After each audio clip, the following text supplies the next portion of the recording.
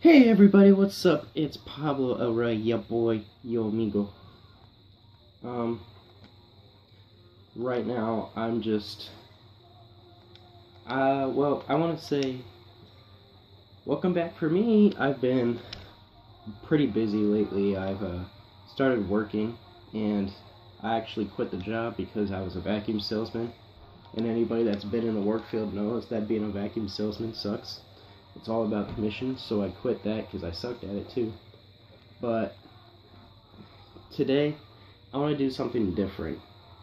I was contemplating how I wanted to record videos, and I realized that I'm competing with over like thousands of other people that do YouTubers, and half of those people have like the higher up equipment to make theirs all nice and beautiful, which is what you guys view for me, and that's okay. I mean, I want it too, but I think I'm a step aside from actually playing the game because I kind of suck at them, but then again, I could still kill some people from time to time.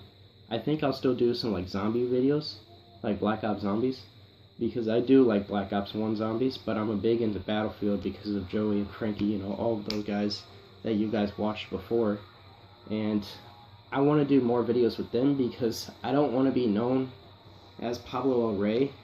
I want to be known as like being in the group kind of thing, like Wade is for, you know, Markiplier and Jacksepticeye and Bob. If you're friends with them, you know, they're all in a group, but Wade and Bob kind of aren't famous. They're like, if you think of Markiplier, you think of Markiplier, but if you think of Bob, you think of Markiplier, and if you think of Wade, you think of Bob or Markiplier.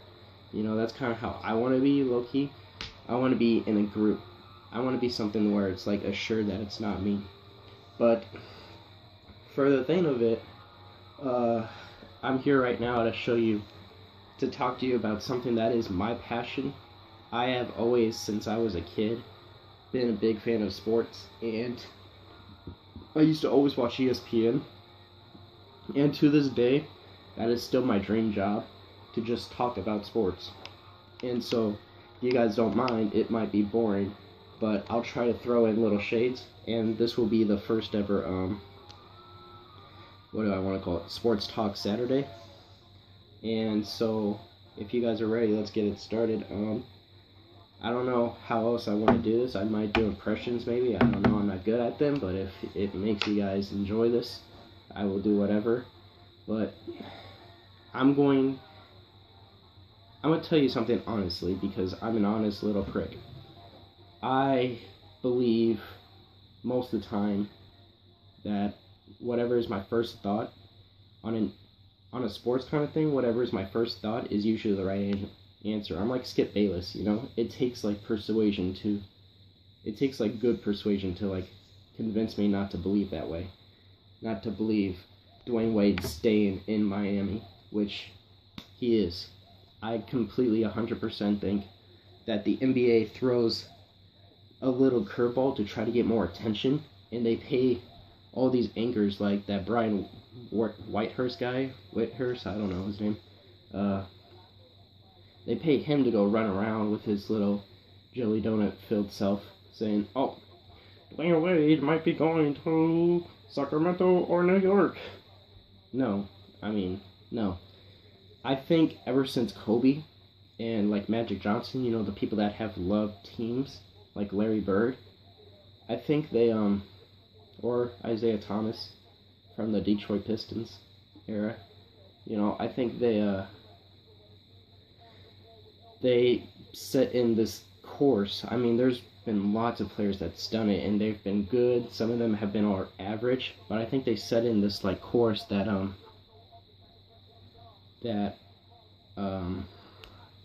what should I say? They set in this course that what the team that they play for first, their drafted team, is their destined team. Their destiny and their career lies on that. Exactly what happened with Kobe, Larry Bird, Magic Johnson, Isaiah Thomas. I mean, we can keep on going with it. Gary Payton, I think Gary Payton. But, you know, the bottom line is, I think that Dwayne Wade is going to go, or he's going to stay in Miami. And I think the same thing about this man. I think I got this right. Yeah, this man. I think KD's staying in Oklahoma City. And what they're going to do is they're going to actually trade. And I don't know where Steven Adams went. Oh, he's right there. They're actually going to trade, and they're going to let go Enes Kanter. And who they're going to put in is the person that I was just at. Oh. Right here. They're going to put in Al Horford because already, though, the Hawks know that Al Horford's leaving. They already know that. I mean, it's not in the best natures, but anyway, also, this was the new big news. And it's not as huge, I don't know why. I think it's because he constantly moves, but I like to trade him with people that aren't that big name because it was a free agent signing, so I'm just going to have to trade him.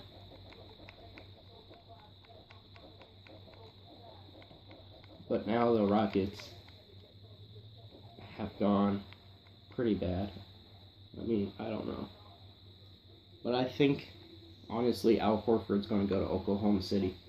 I really do. I think he's going to go to Oklahoma City. And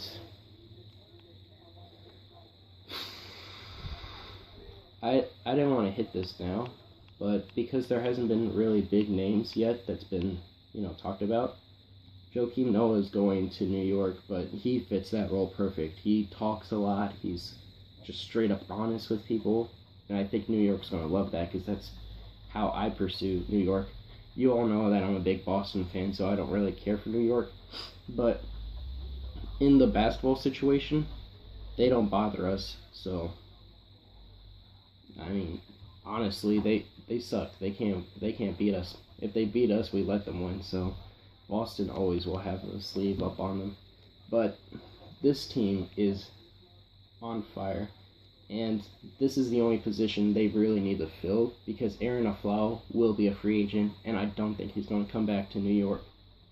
I think he's going to try to find some other place. So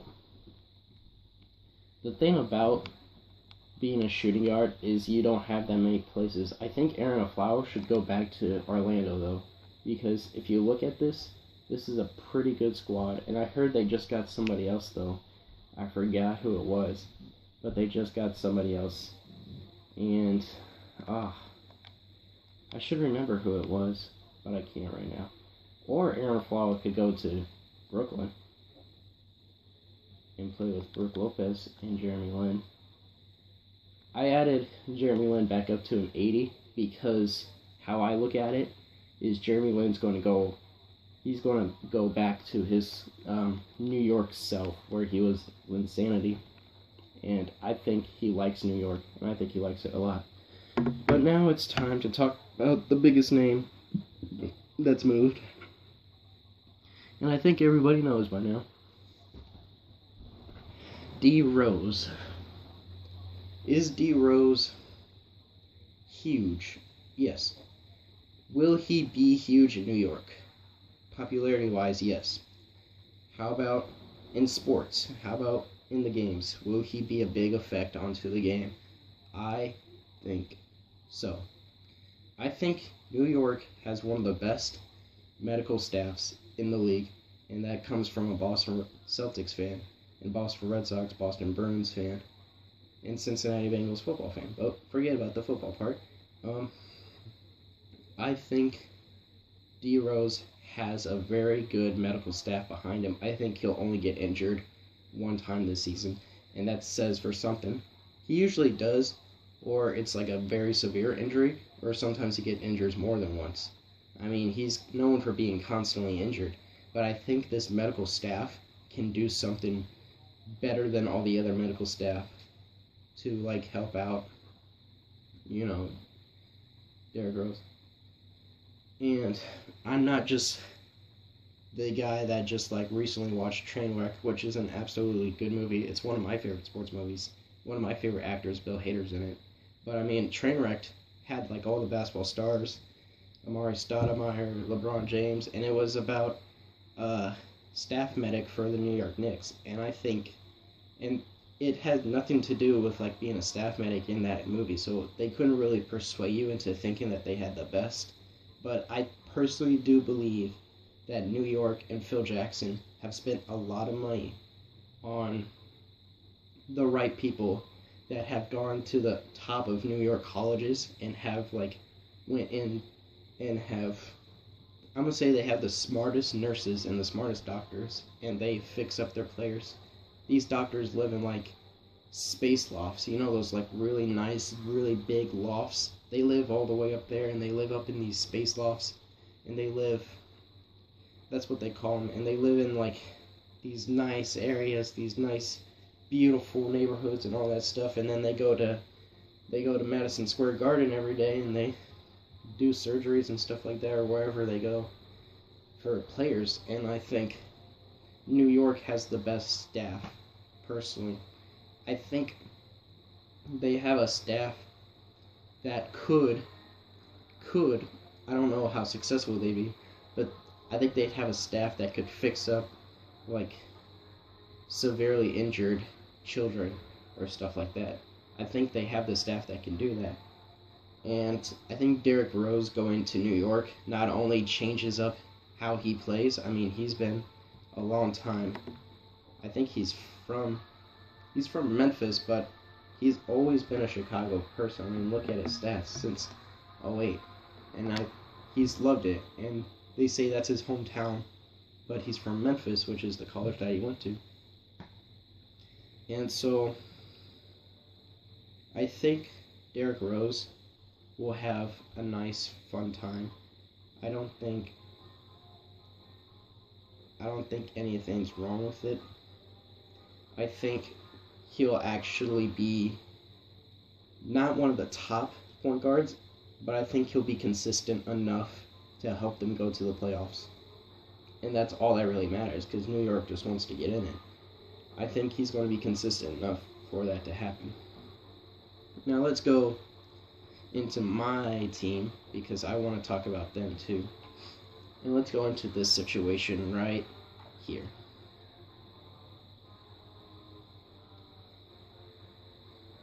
The power forward situation, the big men, they need to change. They need to get them out. We're not going to have Kelly Olynyk be a starter. The guy can barely perform as a...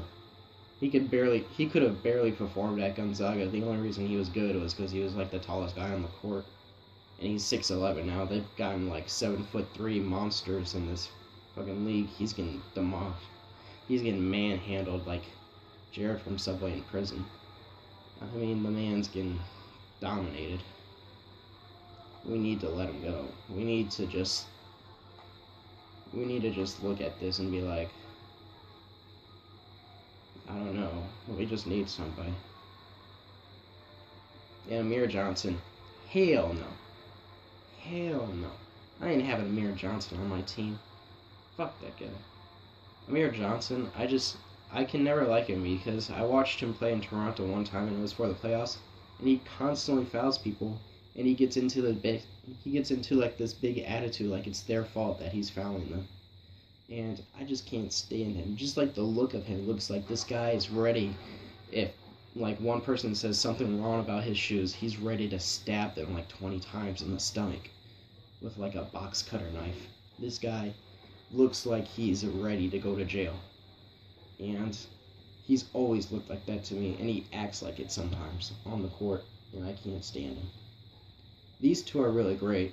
Jay Crowder, I'm not a big fan of. Evan Turner just left, but I forgot what team he went to. I didn't really care for that. I just know he said goodbye to Boston. It was nice. It was heartwarming, but he said goodbye to us. Jared Solinger isn't that bad, but we do need a center. We need a center that can pick up the pace. And I think this team has what we're looking for. And I think this is the guy that we want. We get Jahlil Okafor and we build around him. He not only on this game will be better overall than Amir Johnson, but he will be young he will be about, what is it, 6 years younger?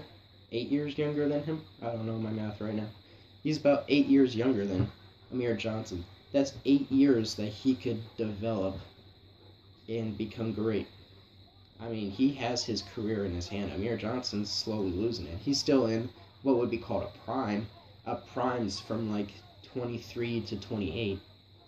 That's like your prime years when you're in a sports and you're constantly in it.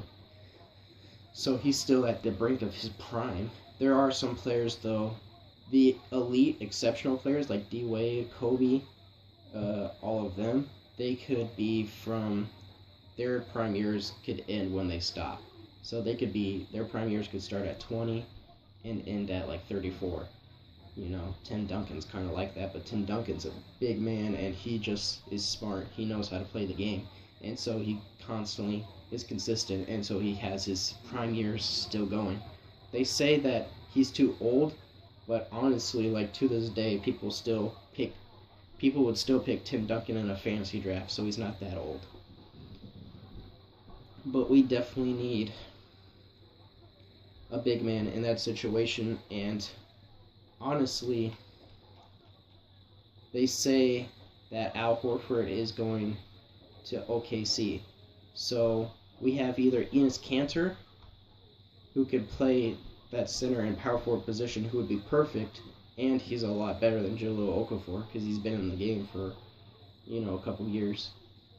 But I think between those two, we have a really good chance of winning it. We have a really good chance, and I can't wait to find out who's it going to be. But for right now, though, I know I have the tightest feeling in the world that Al Horford is going to OKC. He's going to OKC, and Enes Kanter is going to... Enes Kanter has to go... He should go to Boston, but Enes Kanter ain't the center. He's actually the power forward. So that's the only problem with that. It would have to be Steven Adams, which I haven't even looked at. I think he's a lot better. He's a lot better than this overall. I think he should be at least 80 himself. He's played a phenomenal season last year. But Enes Kanter, yeah, he's a power forward. And that's just how it is. I think Enes Kanter or Steven Adams, I think they both could go. But I would not want Steven Adams as the Celtics. I don't know why. I just don't think he'd look good in green. And I don't think he'd like Boston that much. He's from Pittsburgh. That's just my thought. If we got anybody else, maybe Chris Kaman. I mean, I wouldn't mind having a 32-year-old big man in there. But that's it. Anderson Varejao, not that much. Let's try to stick away from J.J. Hickson and all of those guys that we know aren't going to get into any prime. Because Boston Celtics likes to grab people that aren't in their prime. Example number 1. Example number 2. Example number 3. Example number 4. These guys are young. And so we have either people that are young or people that aren't going to be in a prime. And there's only 2 actually good players. And Avery Bradley is slipping. He honestly is. He does not perform some games, so he's losing his prime, and his prime years might end before 27. But Isaiah Thomas is a monster. He's a beast. And so I think Isaiah Thomas will be in a prime for a pretty long time, maybe till 29, maybe till 30. He'll be in his prime years. And I think he'll maintain a B plus kind of performance. I'm not going to use ratings like 81, 80 and stuff like that. I'm going to use grade system. I think he's going to be a B plus player. He's not going to be an A minus, A, or A plus, which is the elites, but I think he'll be right on the brink of it. And I think if you give him the ball, most of the time he knows how to get the points. And that's what we need. And so we need a big man to help him out, to help Avery Bradley out, and to be another 80 on the Boston Celtics team to make that rating go up as a team. And I think between Jahlil Okafor or Enes Kanter, we have the muscle right there.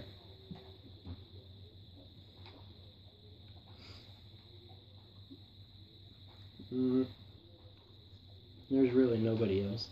It's huge. We were told to have Dwight Howard, but he went to the Hawks.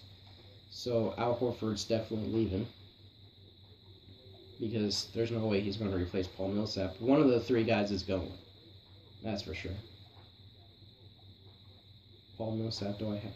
And Dwight Howard always manages to, like, I think he does this intentionally. He always manages to get on teams with, like, a guy that's as good, if not the same amount of good as him. And I think he does that for a reason. I don't know why. I think when he went to LA and he was with Steve Nash and LeBron James, or not LeBron James, oh, that was stupid of me, Kobe Bryant, when he was with those two, he was, well, the rumors, and it was true when he watched the thing, was that Kobe would boss him around, like Kobe usually does. He does that to everybody. Steve Nash is just a quiet guy, but he dominates on the field. He's just on the court. He's a quiet guy, though. And so, like, Kobe didn't have nothing to pick at Steve Nash, because Steve Nash is also the GOAT. He's also really, he should be at least top 10 best players, maybe top 15. Before the 15, he should be in there. I don't know if he could make it, though. I don't know. I don't think he's won any titles. But he was still amazing. If Jason Kidd was good, Steve Nash was double good. Like 20% better. Or actually 50% better. But I know Al Horford's leaving now since Dwight Howard came. I think Al Horford's going to OKC. I don't see him going anywhere else. If he goes to Boston, that'd be lovely. We can just take him right now.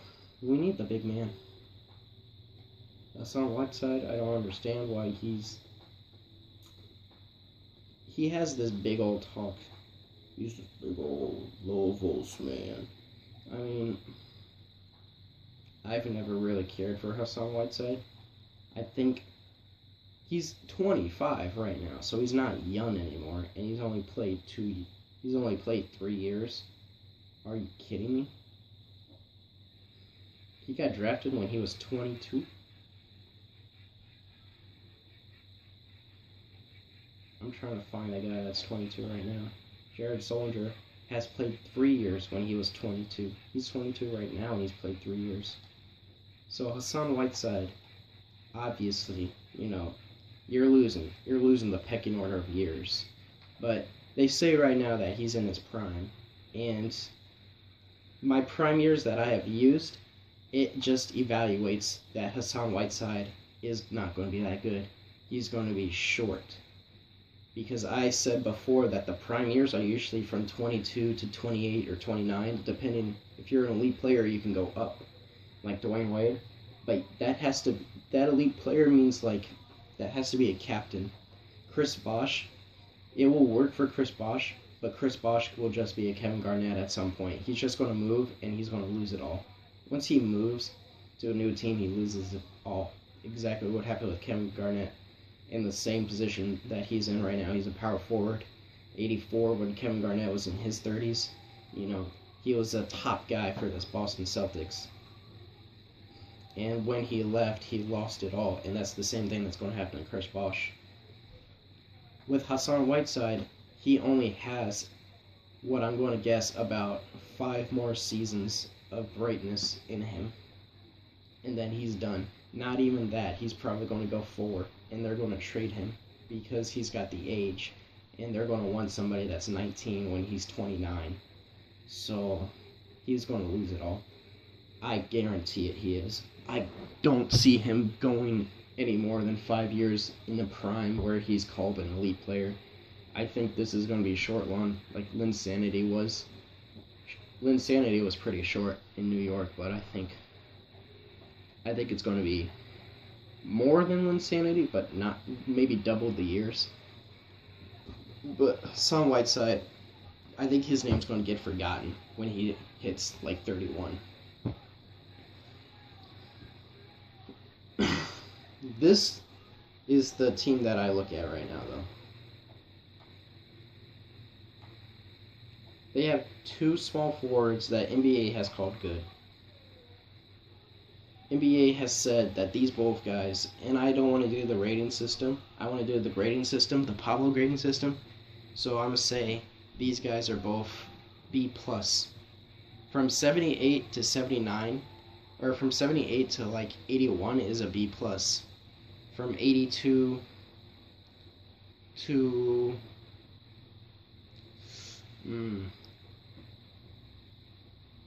from 82 to 84 is a from 82 to 84 is an A-, and from 85 to, we'll say like 88 is a regular A, and then 89 up is an A+. That's how it works. It's just every 3 kind of thing. So I think anything under 70 is really crap.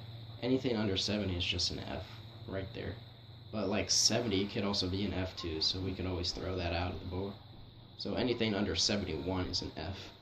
71 is probably the worst overall you can get, and so that would be like a D-. But like I said before, these two are both B's, B+, which is like on the brink of an A-, I guess. But I could never see Nick Batum being an A- type player, because that's elite. Once you hit the A's, you're an elite player. It's just some are more known than the others.